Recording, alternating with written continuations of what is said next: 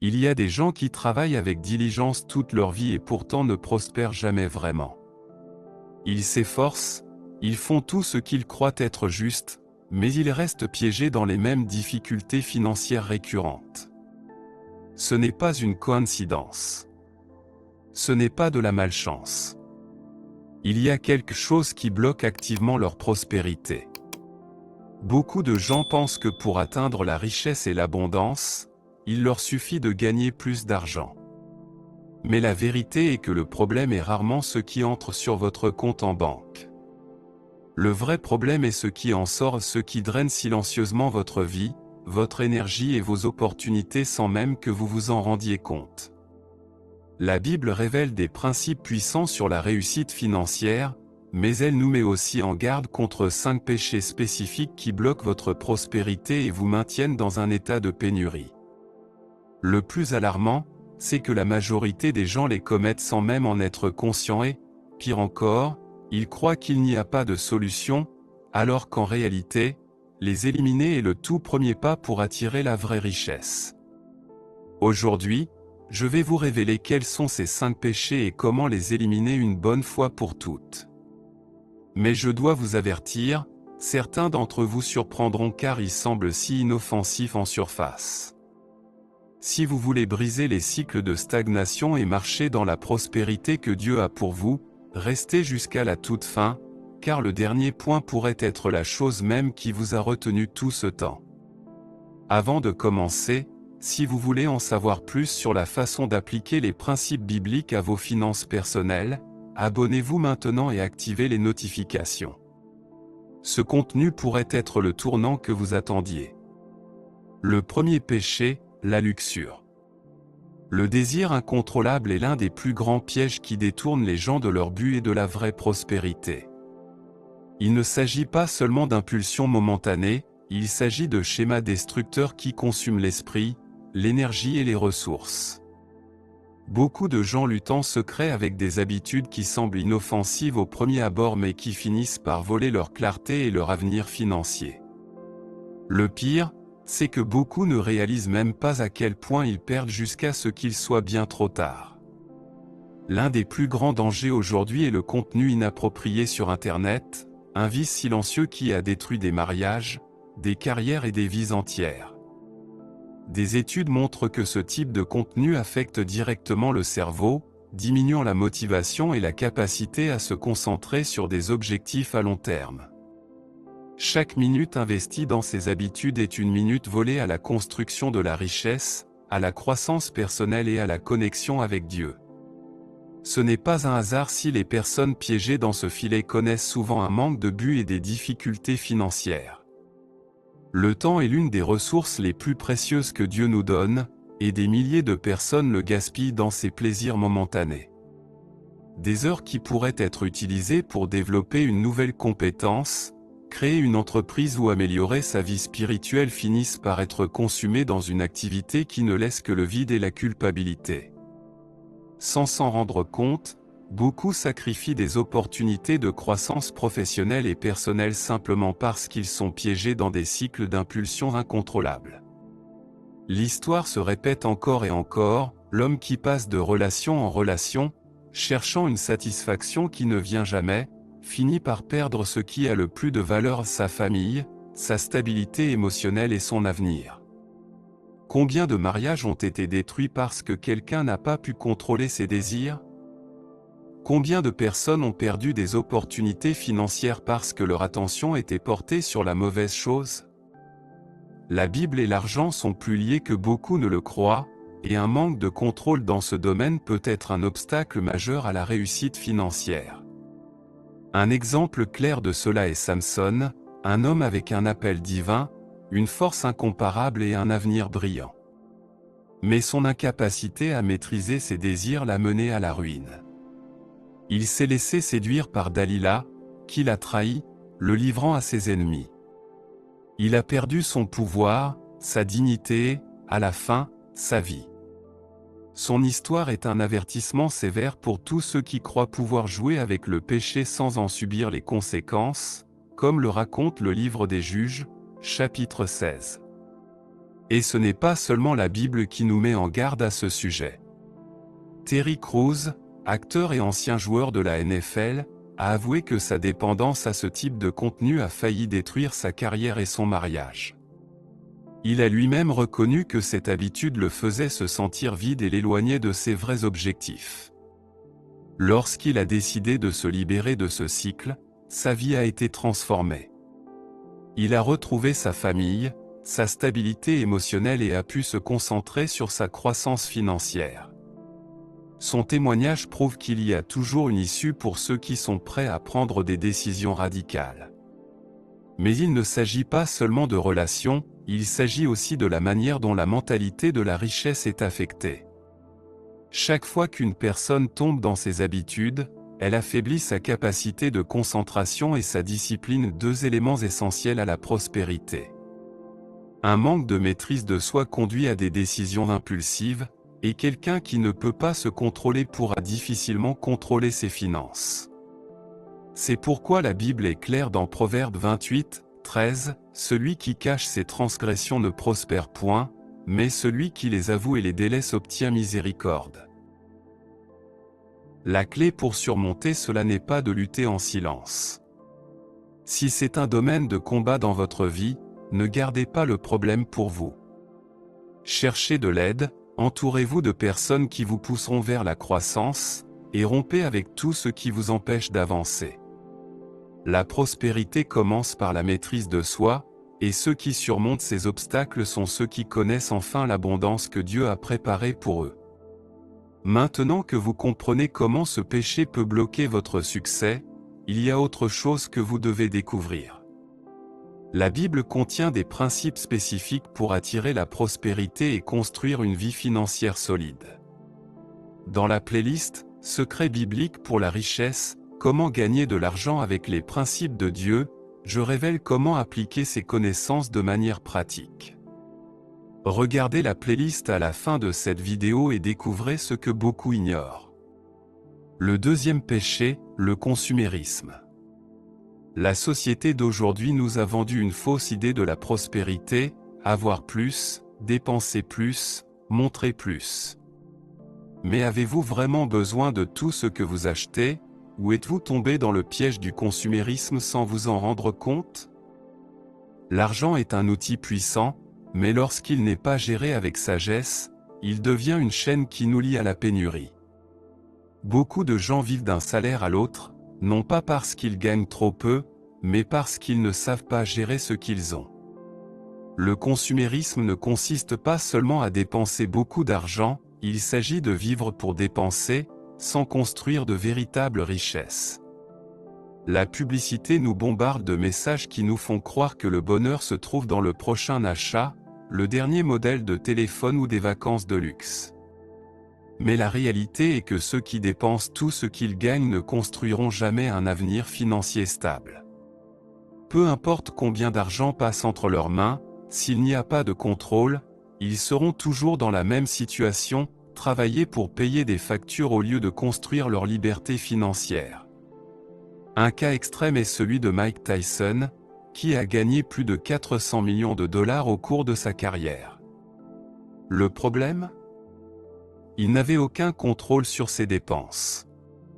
Voitures de luxe, demeures extravagantes, animaux exotiques, tout semblait à sa portée, jusqu'à ce que la réalité le frappe. Il s'est retrouvé sans argent, avec des dettes gigantesques et son empire financier en ruine. Peu importe combien d'argent vous avez, si vous ne le gérez pas bien, vous perdrez tout. Mais ce n'est pas seulement une histoire de célébrité. Beaucoup vivent piégés dans le même piège sans même s'en rendre compte.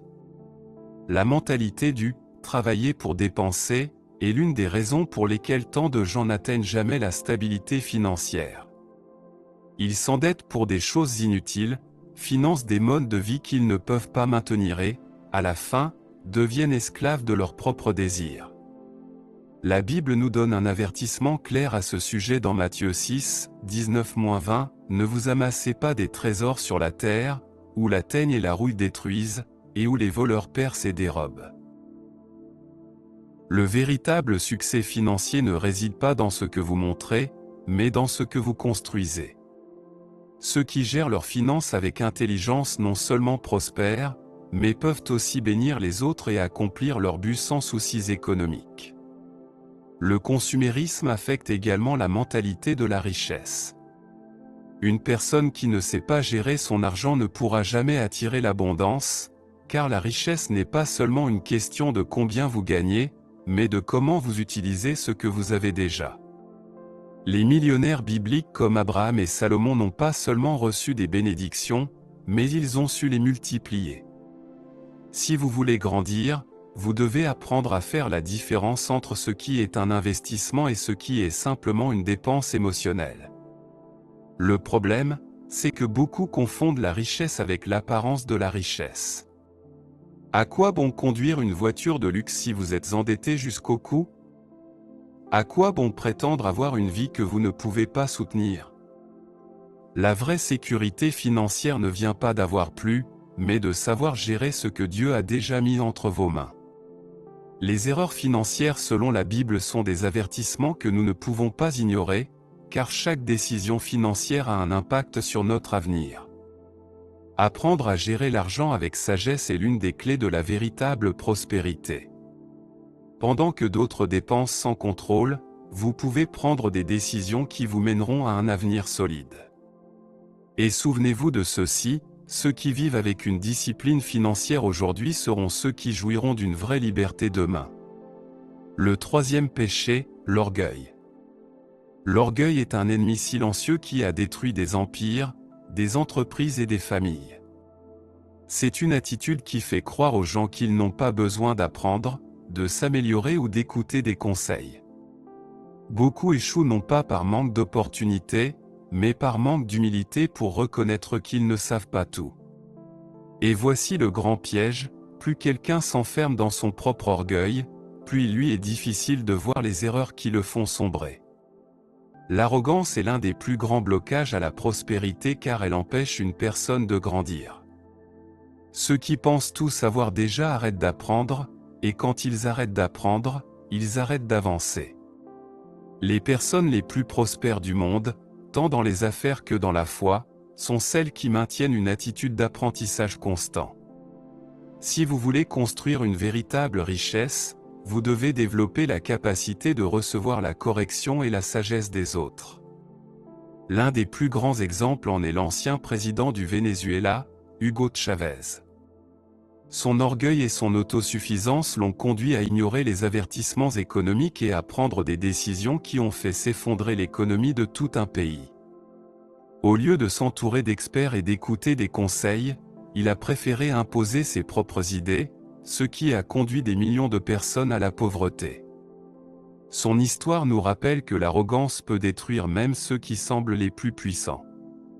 La Bible nous donne un exemple similaire avec le pharaon d'Égypte. Moïse l'a averti à plusieurs reprises de laisser partir le peuple d'Israël, mais son orgueil l'a conduit à défier Dieu. Son entêtement a attiré des fléaux sur sa nation, a détruit l'économie égyptienne et s'est terminé par la perte de tout. Son histoire est la preuve que l'arrogance non seulement nous éloigne des gens, mais aussi de la bénédiction de Dieu. Proverbe 16h18 nous avertit, l'orgueil précède la ruine, et l'arrogance précède la chute. Ce verset montre clairement que l'orgueil n'est pas seulement un problème d'attitude, mais une bombe à retardement qui, tôt ou tard, explose. Beaucoup ont perdu des entreprises, des mariages et des opportunités simplement parce qu'ils n'ont pas voulu écouter ou admettre qu'ils avaient tort. L'orgueil empêche également les gens d'être enseignables, ce qui bloque la réussite financière. Pendant que certains perdent leur temps à défendre leur propre façon de faire, d'autres apprennent, s'adaptent et grandissent. La différence entre ceux qui avancent et ceux qui sont laissés pour compte n'est pas la chance, mais la capacité à être corrigé et à continuer d'évoluer. L'humilité n'est pas une faiblesse, c'est l'une des plus grandes stratégies pour atteindre la prospérité. Les personnes les plus influentes du monde cherchent des mentors, lisent, se forment et sont prêtes à corriger leur trajectoire lorsque c'est nécessaire. Si vous pensez que vous n'avez plus rien à apprendre, c'est le premier signe que vous êtes en danger. Ceux qui vainquent l'orgueil débloquent de nouvelles opportunités et grandissent dans tous les domaines de leur vie. Si Dieu veut que vous prospériez, vous devez être prêt à recevoir l'instruction et à corriger tout ce qui est nécessaire. La véritable abondance ne vient pas seulement aux plus talentueux, mais aux plus sages. Le quatrième péché, l'excès d'alcool. Le problème n'a jamais été l'alcool en soi, mais son abus et les conséquences qu'il entraîne dans la vie de ceux qui perdent le contrôle. Ce qui commence comme un moment de plaisir peut lentement se transformer en un piège qui entraîne une personne vers de mauvaises décisions, des relations endommagées et des opportunités perdues. Beaucoup voient l'excès comme quelque chose d'inoffensif, mais avec le temps, il devient un véritable obstacle à la prospérité. Il ne s'agit pas seulement de ce qui est bu, mais de ce qui est perdu dans le processus. L'autodestruction ne se produit jamais du jour au lendemain, mais par de petites habitudes qui, avec le temps, volent la clarté et le contrôle sur sa propre vie. Un mauvais jour se transforme en un verre en une habitude, et avant que la personne ne s'en rende compte, elle a développé un schéma de dépendance. Le problème est que plus ce comportement est normalisé, plus il devient difficile d'en sortir. Et cela n'affecte pas seulement la santé, mais aussi la stabilité émotionnelle, professionnelle et financière. Nous avons vu d'innombrables cas de personnes talentueuses avec de grandes opportunités qui ont tout perdu parce qu'elles ne savaient pas fixer de limites. Un cas célèbre est celui de Diego Maradona, considéré comme l'un des meilleurs footballeurs de l'histoire. Son talent était indéniable, mais son manque de contrôle sur l'alcool et d'autres addictions a fini par ruiner sa carrière, son image et sa vie personnelle. À son apogée, il avait tout. À la fin, il était entouré de problèmes juridiques, de scandales et de dégradations physiques. Mais il n'est pas nécessaire d'être une star du football pour tomber dans ce cycle. Beaucoup de gens travaillent dur toute la semaine puis dépensent une part importante de leurs revenus en fêtes, en boissons et en excès. Au début, cela semble normal, mais avec le temps, ils commencent à remarquer que l'argent manque toujours, que la productivité diminue et que les opportunités de croissance stagnent. C'est un cycle dans lequel la personne ne cesse de répéter des schémas sans se rendre compte que sa vie est piégée dans une spirale descendante. La Bible et l'argent nous enseignent que la prospérité est liée à la sagesse dans nos décisions. Éphésiens 5h18 dit « Ne vous enivrez pas de vin, c'est de la débauche. Soyez, au contraire, remplis de l'esprit. » Ce n'est pas une restriction sans signification, mais un principe de vie. Dieu veut que nous vivions avec clarté, avec maîtrise de soi et avec la capacité de prendre des décisions qui nous mènent à l'abondance. Tout ce qui devient incontrôlable finit par nous contrôler. Quand une personne permet à une habitude de dominer sa vie, elle cesse d'être le maître de ses propres décisions. La vraie prospérité n'est pas seulement financière, mais aussi mentale, émotionnelle et spirituelle. Pour grandir dans tous les domaines, il est nécessaire de savoir quand dire « assez » et de reprendre le contrôle de sa vie. Ceux qui y parviennent découvrent que leur concentration et leur capacité à atteindre leurs objectifs changent radicalement. Si vous sentez qu'un domaine de votre vie est devenu incontrôlable, vous n'êtes pas seul. Dieu vous a donné la capacité de reprendre la maîtrise de vos décisions et de marcher vers un avenir meilleur. Ne laissez pas des habitudes destructrices vous priver de l'opportunité de connaître l'abondance qu'il a pour vous. Il est temps de faire un pas ferme vers une véritable transformation. Nous avons vu comment Dieu a restauré des vies et des familles par la prière. Si vous faites face à des difficultés dans vos finances, votre santé ou tout autre domaine de votre vie, laissez-nous votre demande dans les commentaires. Nous croyons que Dieu peut accomplir un miracle dans votre vie, et nous sommes là pour vous soutenir dans la prière. Le cinquième péché, la paresse. Quand on parle des barrières à la prospérité, peu de gens considèrent la paresse comme l'une d'entre elles. Cependant, le manque d'action et de discipline a été responsable de plus de rêves frustrés que n'importe quel autre facteur externe. Peu importe votre talent ou vos connaissances, si vous ne bougez pas, rien ne changera. Beaucoup attendent le moment parfait pour commencer, mais la vérité est que ceux qui réussissent n'attendent pas, ils agissent, même quand ils n'en ont pas envie. L'un des mensonges les plus dangereux est la croyance qu'un jour il y aura plus de temps ou qu'à l'avenir il y aura moins de difficultés pour commencer. Mais la réalité est que le temps ne s'arrête jamais, et chaque jour que vous passez à procrastiner est un jour de plus loin de la vie que vous pourriez construire. Les opportunités n'attendent pas ceux qui hésitent, elles se présentent à ceux qui sont préparés et prêts à les saisir. Dans la parabole des talents, Jésus raconte l'histoire d'un homme qui a donné différentes sommes d'argent à ses serviteurs avant de partir en voyage. 2 d'entre eux ont investi et multiplié ce qu'ils avaient reçu. Mais un, par peur et par paresse, a simplement enterré son talent dans le sol et n'en a rien fait. Lorsque le maître est revenu, il a vivement réprimandé le serviteur paresseux et lui a enlevé ce qu'il avait, le donnant à celui qui avait été diligent, comme le raconte Matthieu 25, 14-30.